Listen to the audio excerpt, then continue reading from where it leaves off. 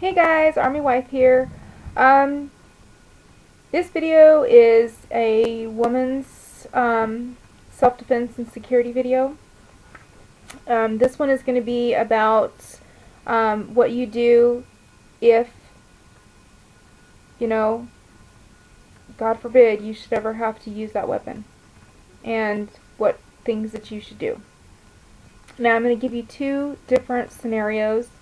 One is going to be during a raw situation, and one is going to be during regular life where we have police and everything is normal. But I'm also going to give you the one that is without rule of law. For those of you that don't know what raw is, it's without rule of law.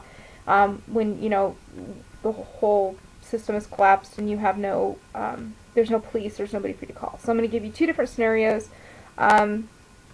And my take on what you do if you should have to use your firearm to protect yourself.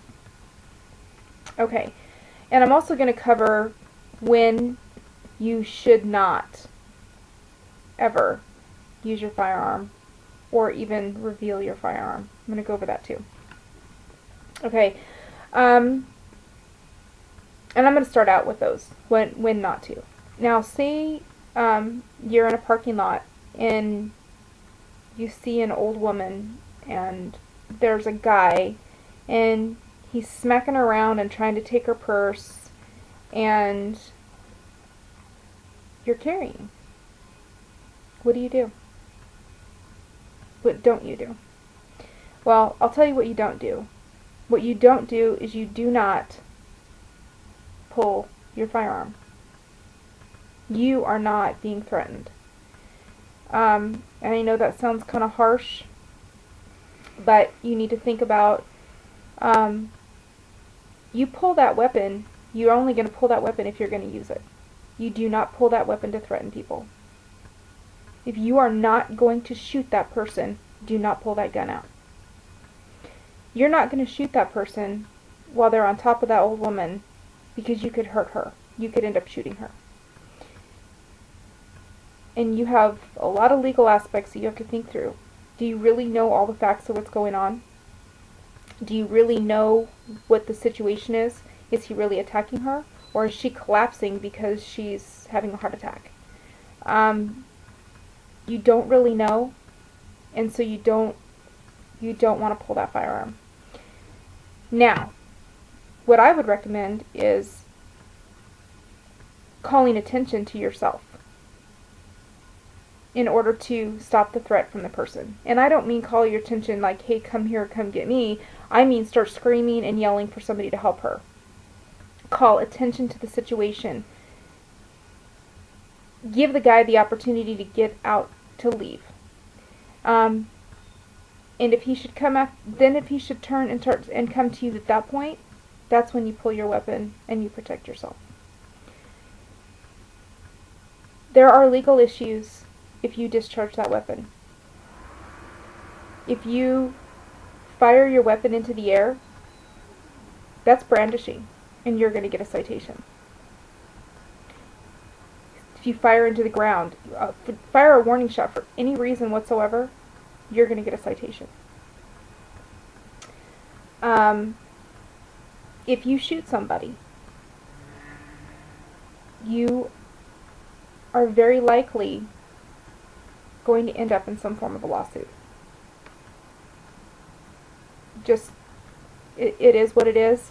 There is going to be some kind of legal action taken, an investigation, a civil suit. There's something is going to happen, so be prepared for it.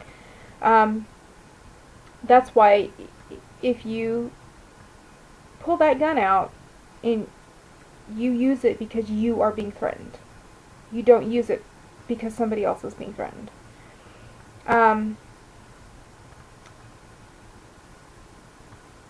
Also, you never want anybody to know that you're carrying a gun, because you don't know that his homies aren't on the other, other side of the car, and they see you pull that gun out. Now they know you have a gun. they circle around behind you, they've outnumbered you. Now what are you going to do?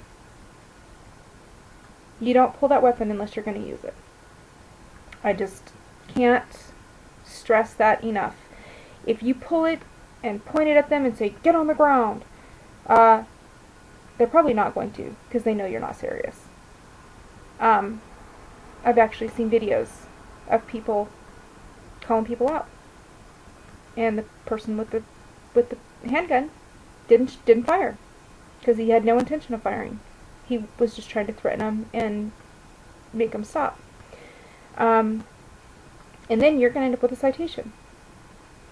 So don't do that. Okay, so if you are being threatened and you pull your firearm, and ladies, I really recommend that you practice your quick draws.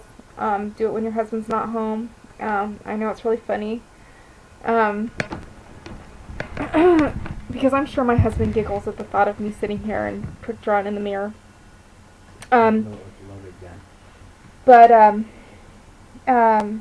Practice. Practice your reflexes is called muscle memory. I didn't know it was called muscle memory until yesterday, so it's my new word. But you need to practice how that weapon feels coming out of the holster. Practice the snaps. If you have a snap, mine has a snap.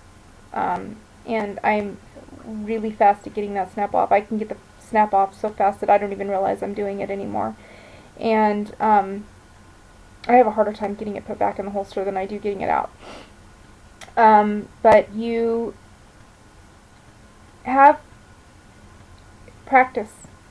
Practice, practice, practice, practice. Practice when nobody's looking. And please, I really encourage you to practice with an unloaded weapon. I actually did see a video yesterday of a police officer that shot himself in the foot in a classroom of small elementary school children. I could not believe it. I laughed. Because, this is a police officer teaching kids about guns and he shoots himself in the foot in a classroom. If you're going to practice with an unloaded weapon. So, here's what's going to happen if you are in a shooting. And we're in a regular life situation. The police are going to get called. You want to holster your weapon immediately. And you need to really try to relax and focus on remembering the details. When you're under stress, you get what they call tunnel vision, and the areas around you tend to blur. So you need to really relax and go over the details in your mind of what happened, so that you can give a very clear, concise picture of what happened to the police. Now, when the police come, your weapon is going to be holstered. Nowhere else but inside the holster. If it has a safety on. You're not going to unload it. You're not going to do anything else but put it in that holster with the safety on. When the police get there, you're going to cooperate with the police. And you're going to tell them, you're going to be as helpful as you can. You're going to be as clear-headed and